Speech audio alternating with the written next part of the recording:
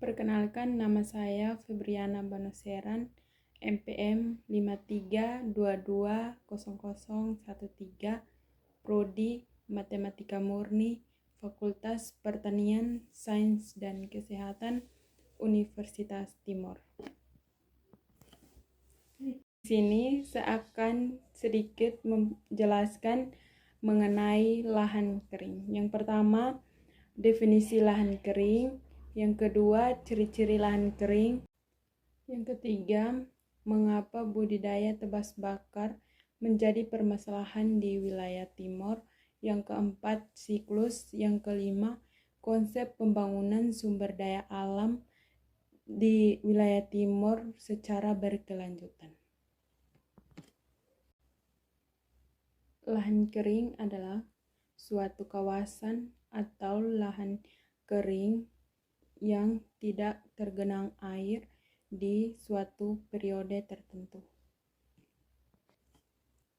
Yang kedua, ciri-ciri lahan kering. Ciri-ciri lahan kering yang pertama yaitu variasi tanaman terbatas. Di daerah Timor, khususnya Kabupaten TTU, memiliki variasi tanaman yang toleran terhadap lahan kering. Contohnya seperti pohon jati, kusambi, dan kapas.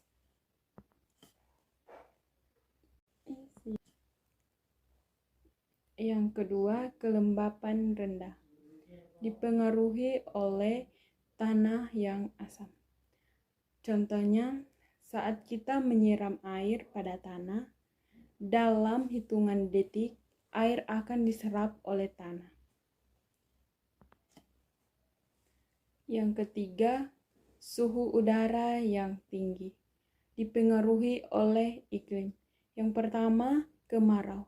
Kemarau terjadi pada 8-10 bulan dan hujan terjadi pada 4-2 bulan. Yang keempat, kadar NaCl yang tinggi. Dipengaruhi oleh tingginya kandungan kalsium klorida dalam tanah sehingga mengandung kadar garam yang tinggi. Yang kelima, musim tanam yang terbatas.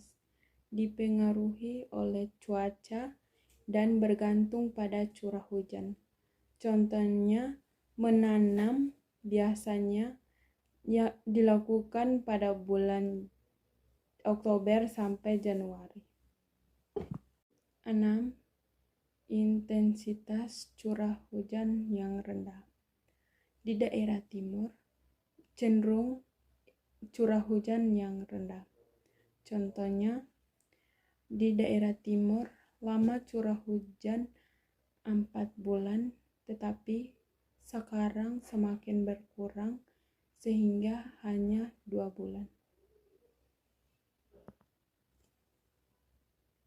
Yang ketiga, dianggap permasalahan karena dapat merusak ekosistem alam dan dapat merusak lapisan atas tanah yang subur.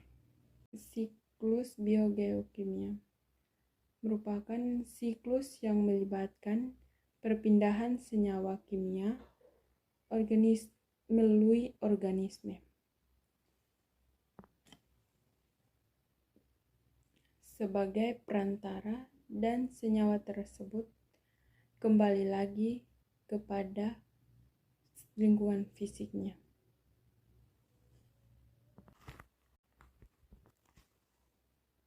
Yang kedua, siklus hara.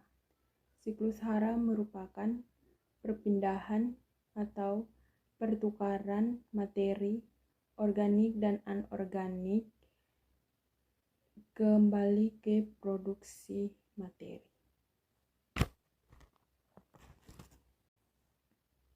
Yang ketiga, siklus evapotranspirasi adalah di mana air menguap dari permukaan tanah ke tumbuhan dan ke atmosfer sehingga melibatkan transpirasi, dan evaporasi.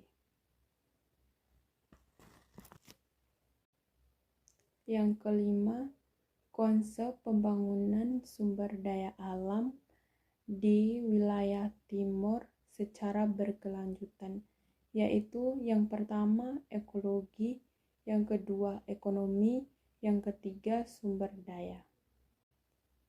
Ekologi yaitu yang pertama pemeliharaan tanah dan air, yang kedua menggunakan irigasi yang hemat air dan ramah lingkungan. Yang kedua ekonomi, yaitu peningkatan produksi pertanian dan pendapatan petani tanpa merusak sumber daya alam.